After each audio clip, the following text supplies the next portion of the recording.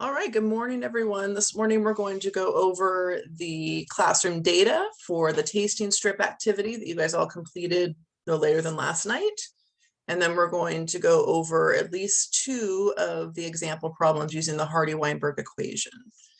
So let's start by doing just a little bit of a review of information from the PowerPoint slides. So Hardy-Weinberg Law is a mechanism that allows us to measure the rate of evolutionary change. So evolution, as a definition, evolution is defined as changes in allele frequencies from generation to generation. So the Hardy-Weinberg equation allows us to measure those allele frequencies in each generation, and we would compare multiple generations to see if evolutionary change is occurring. So just like the Punnett squares that we did during lab number 3, we're always going to be looking at just one trait at a time, just tongue rolling, or just whether or not you have a cleft chin, or if you have attached or free hanging earlobes. And in this case, we're looking at whether you can taste various chemicals. So we're looking at just one locus, one location on the chromosome. Remember, a locus is the location of the gene on the chromosome. So we're looking at just one locus at a time. So Hardy-Weinberg Law is a method for studying genetic change within breeding populations. If no change is occurring within that population, allele frequencies at that locus, at that location on the chromosome, will remain the same. If change is occurring, evolution is happening within that population. So there are some conditions that need to occur in order for a population to be in equilibrium. If a population is in equilibrium, that means that no evolutionary change is operating at that locus at that time. So the conditions for equilibrium: infinitely large population size, random mating within that population, and none of the forces of evolution are operating. So the 4 forces we've learned about so far: gene flow, no gene flow, no genetic drift, no natural selection, and no mutation. So this is the null hypothesis, essentially. This is what occurs when no change is operating on the population at that locus at that time. So the equation itself, and don't let the equation intimidate you. I promise we're going to break it down and make it really easy to understand. But it is important to commit this equation to memory. So the equation is p squared plus 2pq plus q squared equals 1.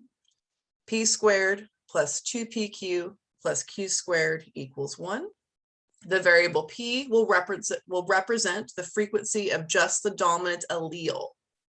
So remember, the alleles are singular, so just one capital letter. For example, we represent dominant alleles with capital letters. So the p variable represents the frequency of the dominant allele within the breeding population. The q will represent the frequency of the recessive allele within the breeding population. P squared will represent the frequency of the homozygous dominant genotype. So those individuals within the population that are homozygous dominant. The 2pq will represent the individuals in the population that have the heterozygous genotype. And the q squared will represent the individuals in the population that are homozygous recessive. So one more time, just to help you commit it to memory, the equation itself is p squared plus 2pq plus q squared equals 1. The variable p represents the frequency of the dominant allele within the breeding population. The q variable represents the frequency of the recessive allele within the breeding population. The p squared will represent the frequency of the homozygous dominant genotype within the population. 2pq will represent the frequency of the heterozygous genotype within the breeding population. And q squared will represent the homozygous recessive genotype within the breeding population. So let's go ahead and look at our data. So this data I actually compiled not only from your class, but also from the other 2 courses at Ventura College this semester. So this is a total of 38 students. So we're hypothetically considering that these 38 students are part of a breeding population. And we're going to look at we're going to calculate the genotypic frequencies for their ability to taste these 4 chemicals. So the first one is Thoreau. So for this chemical, tasting is dominant. So if you were able to taste this chemical, that means that you have 2 possibilities. Your genotype was either homozygous dominant or heterozygous. So out of the data I collected, 31 students were tasters. And then those that were unable to taste, so that's the recessive condition. So if you were unable to taste, then your genotype could only be homozygous recessive. So for Thoreau, 7 students out of 38 were unable to taste this chemical. For sodium benzoate, tasting is still dominant. So if you were able to taste the chemical sodium benzoate, that means that you have 2 possibilities for your genotype. You were either homozygous dominant or heterozygous. So 26 students out of 38 were able to taste sodium benzoate. If you were unable to taste sodium benzoate, that's the recessive condition. So if you were unable to taste this chemical, your only possible genotype is homozygous recessive. So 12 students out of 38 were unable to taste the chemical sodium benzoate. Next chemical is NProp. For NProp, it's actually switched. If you're a taster, that's the recessive condition. So if you're a taster, then you have to be homozygous recessive. And then if you're a non-taster for NProp, that's dominant, the dominant trait. So you're either homozygous dominant or heterozygous. So for this chemical, 29 students were non-tasters, homozygous recessive, and 9 students out of 38 were non-tasters. For PTC, the last chemical we're going to look at, we're back to our normal trend. So if you were a taster, that is the dominant condition. So if you're a taster, you have 2 possibilities for your genotype. You're either homozygous dominant or heterozygous. So 32 students out of 38 were able to taste the chemical PTC. Non-tasters, that's the recessive phenotype. So if you are a non-taster, then your genotype could only be homozygous recessive. So 6 out of 38 students were non-tasters for the chemical PTC. All right, so for the next part, you will need the document that's in the module. So it's underneath lab number 4 module, and it's called Tasting Paper Activity Student Copy. And you have an option. You can pause this recording and go print it out if you'd like to. You can download the Microsoft Word version and be ready to type in your answers, but you will need this document either in electronic form or printed out. You'll need something to write with, preferably a pencil in case you need to erase, and a basic calculator. The calculator on your phone or on your computer or tablet should work just fine.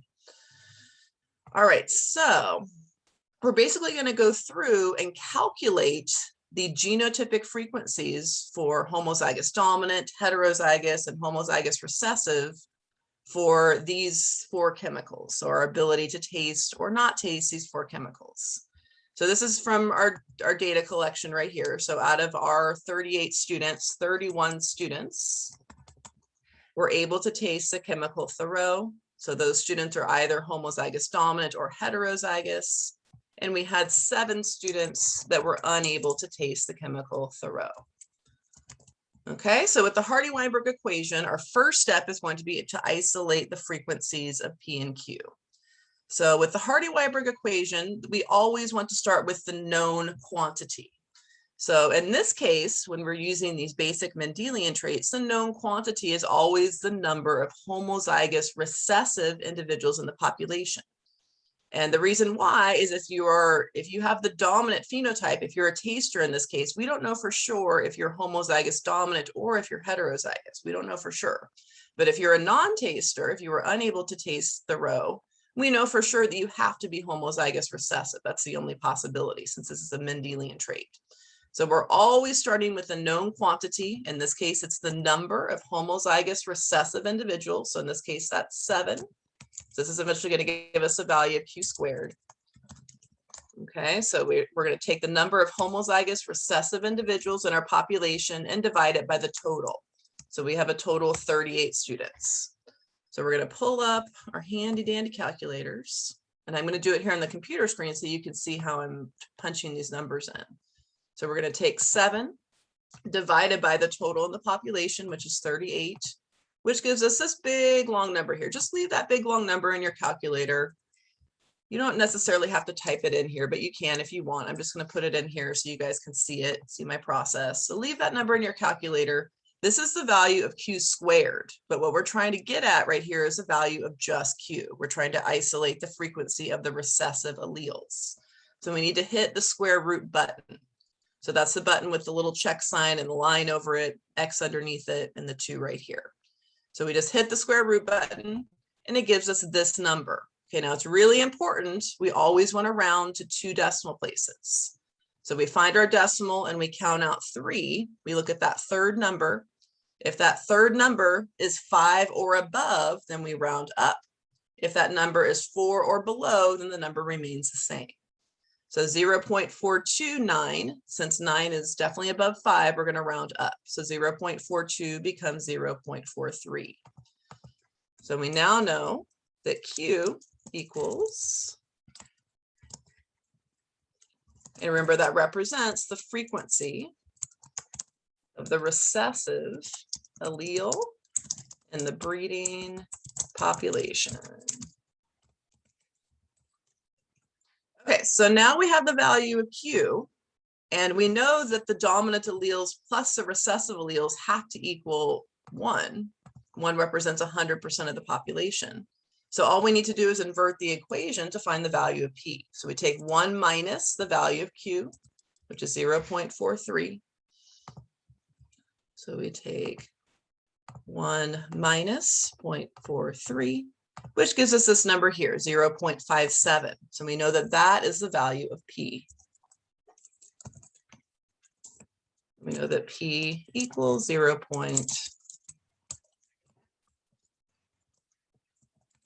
And remember, P represents the frequency of the dominant alleles in the breeding population.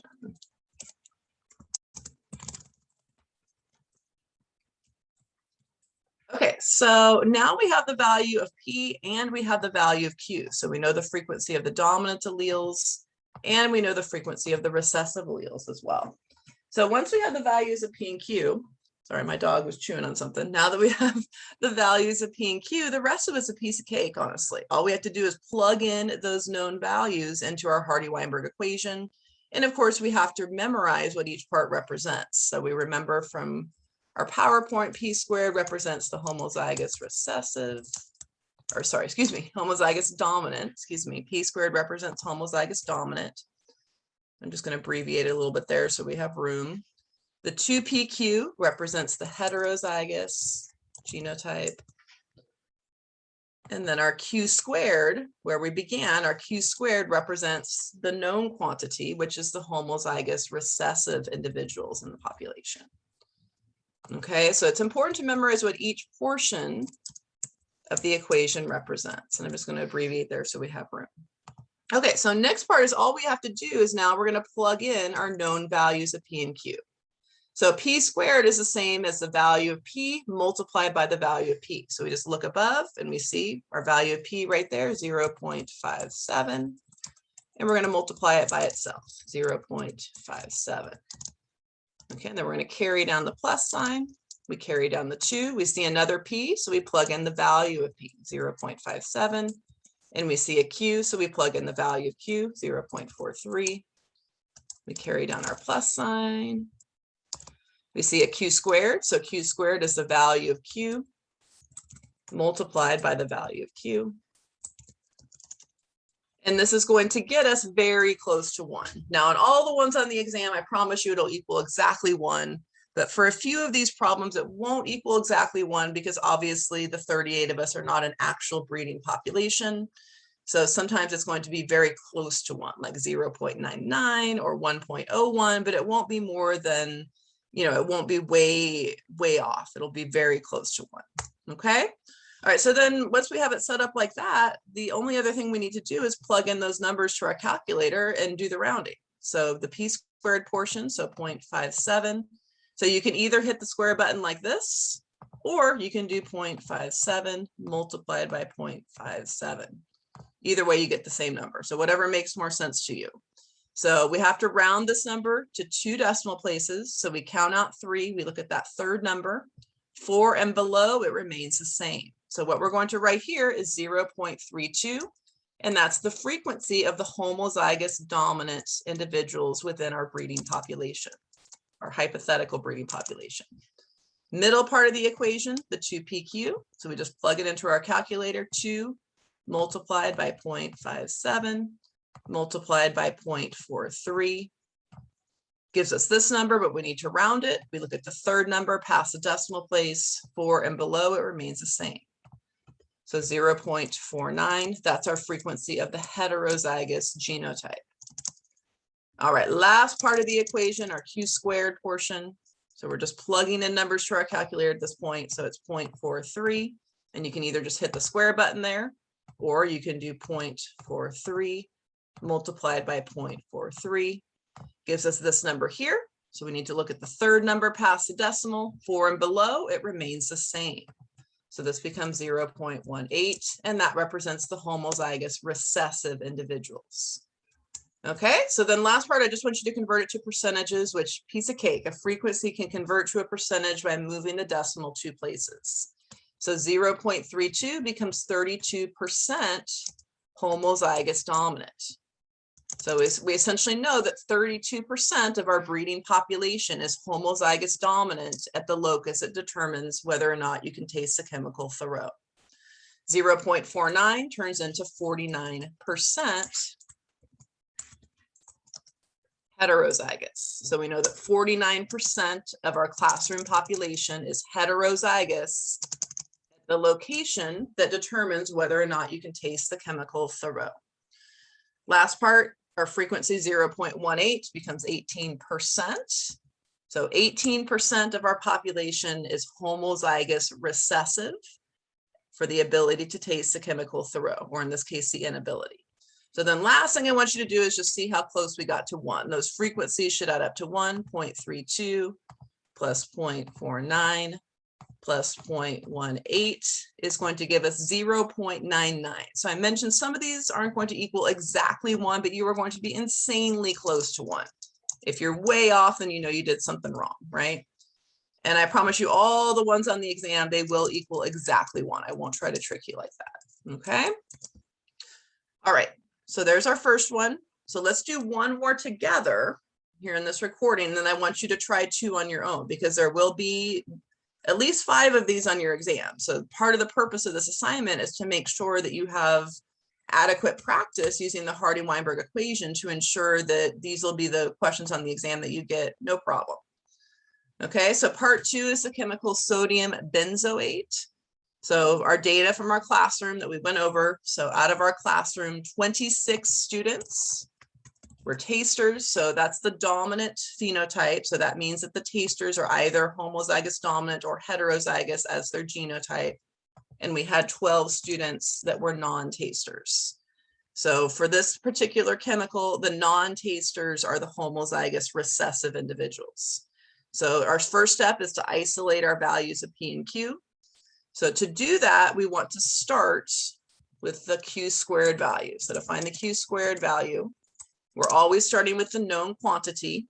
So remember, in this case, the known quantity has to be the homozygous recessives. So we start with the number of homozygous recessive individuals, which in this case is 12, and we're dividing by the total number of individuals in the breeding population, which is 38. Okay, so we pull up handy dandy calculators, and we just punch in the numbers. Oh, there it is. Oops. So we're taking 12 and we're dividing by 38. Gives us this big long number. Now you don't necessarily have to write this down, but you can do like I'm doing. You can copy it and put it here. Because remember this here, this is the value of Q squared. But what we're trying to do is isolate the value of just Q. So be careful. A lot of students forget that square root step. So don't forget that square root step. Is what we want to do is take the square root so we can find the value of just the variable Q, which will give us the frequency of the recessive alleles in our breeding population. So all we do, we hit the square root button, gives us this number here.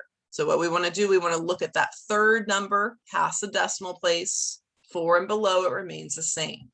So our value of Q is 0.56, and this represents the frequency of the homozygous recessive. Oops, excuse me, of the, I need to not type and talk at the same time. This is the frequency of the recessive alleles within the breeding population. And we know that the recessive alleles plus the dominant have to equal 1. We know that P plus Q has to equal 1. So to find the value of P, all we need to do is take 1 minus the value of Q, which is 0.56. So in my advice too, when you're doing step 1, you want to make it really obvious to yourself, what's the value of Q, what's the value of P? So make it a little bit bigger, bold it, highlight it, make it a different color, whatever helps you the most. So to find our value of P, we just take 1 minus the value of Q, and it gives us this number here, 0.44. Okay, so that is the value of P. So P equals 0.44. And this is the frequency of the dominant alleles within the breeding population. Okay, so now we have our value of P and we have our value of Q. In my opinion, as long as you get this part right, the rest of it's a piece of cake. As long as you've memorized what the Hardy-Weinberg equation represents.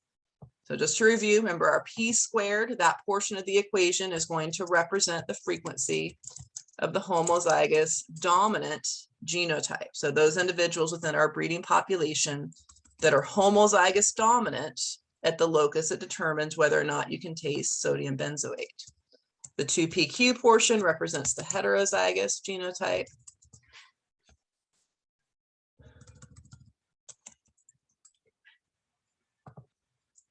And then the Q squared portion is always going to represent the homozygous recessive genotype, which is, as we know, our known quantity.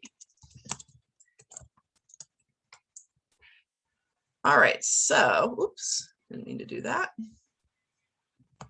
All right, so then all we have to do next is plug in our values. So when I say the term plug it in, all I mean is anytime we see a P, we're going to plug in the value of P. Anytime we see a Q, we're going to plug in the value of Q. So adjust your worksheet or your document so you can see the values of P and Q.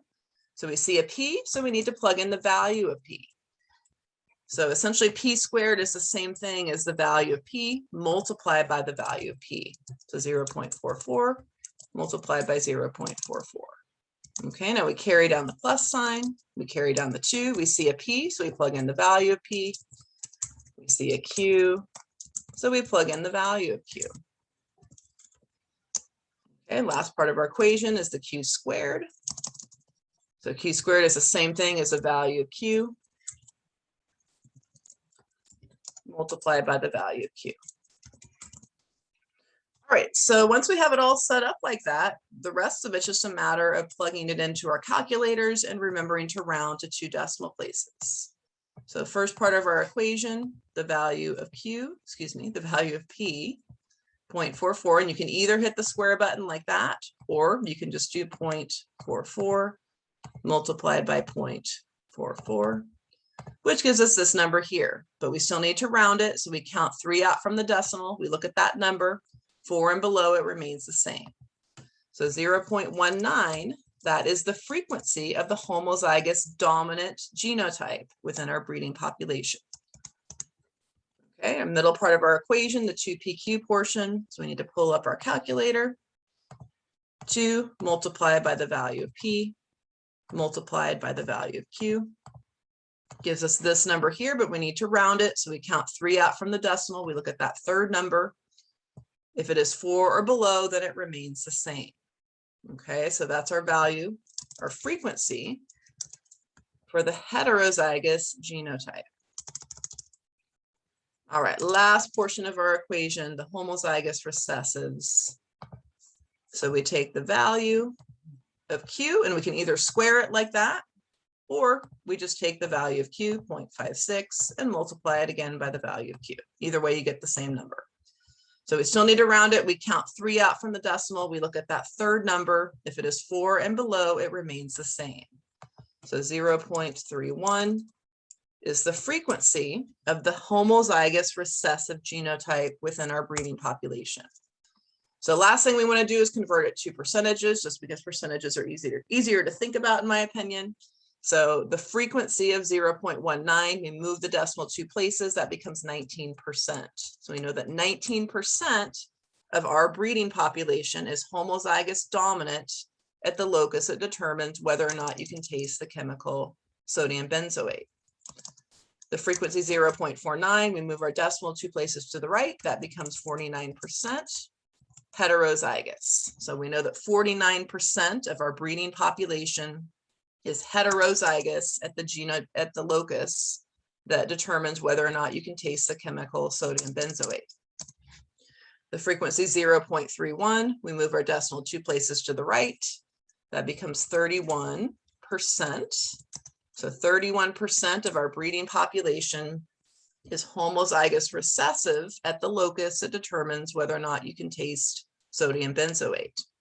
And very last thing we want to do, we want to see how close our frequencies got to 1. So 0.19 plus 0.49 plus 0.31 gets us to 0.99 again. So again, we got very, very close to 1. So on your exam, I promise they will all equal exactly 1. But you know, in a scenario like this, since we're not actually working with a real breeding population, sometimes we get really close to 1, really close to 1. Okay, now I'm going to let you guys do the other 2 on your own, but I just want to show you one thing, because remember with improp, our condition is reversed from what we've been used to so far. So with improp, the tasters are the homozygous recessive. So if you were able to taste the chemical improp, then that is the recessive phenotype. So 29 of us were unable to taste the chemical improp, and 9 of us were able to taste it. So we still want to start with a number of homozygous recessives. So this is going to give us Q squared. Okay, so we still want to start with the homozygous recessive genotype because that is the known quantity. So we need to start with 29 divided by 38.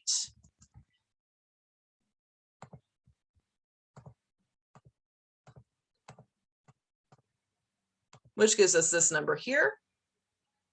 But remember, this number here, that's the value of Q squared. And what we're getting at is the value of just Q. So we need to take the square root of that number, which is going to give us the value of just the variable Q. Okay, so we leave that number in our calculator, we hit the square root button, gives us this number here, but we need to round it. So we count 3 out from the decimal, 4 and below, it remains the same. So our value for Q in this case is 0.87, and that represents the frequency of the recessive allele in the breeding population. Okay, so since we know that the value of P plus the value of Q has to equal 1, the dominant alleles plus the recessive alleles must equal 1, then all we need to do to find the value of P is take 1 minus the value of Q. So 1 minus 0.87. So let's write our value of Q up here as well. So my advice, step 1 is really important. So just make it really obvious to yourself what's the value of P and what's the value of Q. So to find the value of P, we're taking 1 minus the value of Q, which is 0.87 in this case. Oops, not that. So this number here. So we know that the value of P equals 0.13. So that is the frequency of the dominant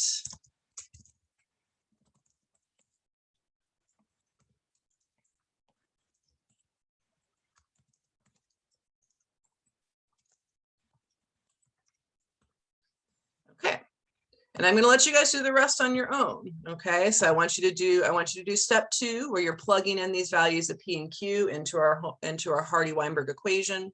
And then I want you to do part 4 completely on your own. Mainly because I want you to ensure and I want you to be confident that you're able to do these equations for your exam, because there will be at least 5 Hardy-Weinberg questions on your exam.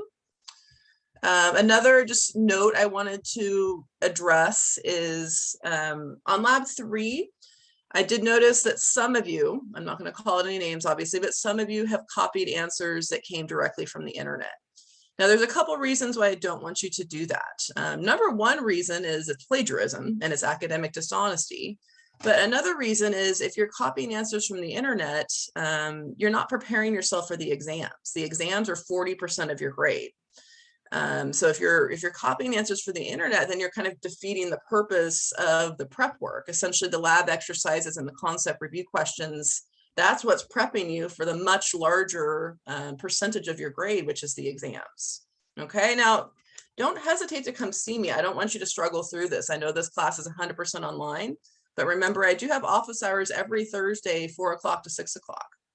So you can come see me. I can walk you through exercises just like we did right now. I can walk you through anything you're having trouble with. So my advice is start working on your assignments early on in the week. That way you can identify by Thursday afternoon if you're having trouble with something. That way you can pop in and see me if you're really stuck on lab 5, exercise 3, for example. You can come see me and I can walk you through it. Okay, if you have questions about that, please don't hesitate to let me know. I did write comments in the grade book if I identified you as one of the individuals that did this, and I provided you a warning. Okay, now that's a warning. No, there's no consequence this time other than a 0 on the assignment. But if it happens again, then there will be further consequences. So if you're unsure of what I mean by this, or you're not sure what you did wrong, please do email me and or come by and see me during office hours today, and I'm happy to go over that with you. Okay, all right, so fantastic job. And of course, let me know if you get stuck, let me know. So once you complete your document, all you have to do is upload it on Canvas. Underneath it says submit here. So all you have to do is upload your document, or if you're handwriting it, just take pictures of your completed document and upload your JPEGs. Okay, if you're not sure how to do that, let me know. All right, you guys enjoy your weekend, and I will talk with you soon.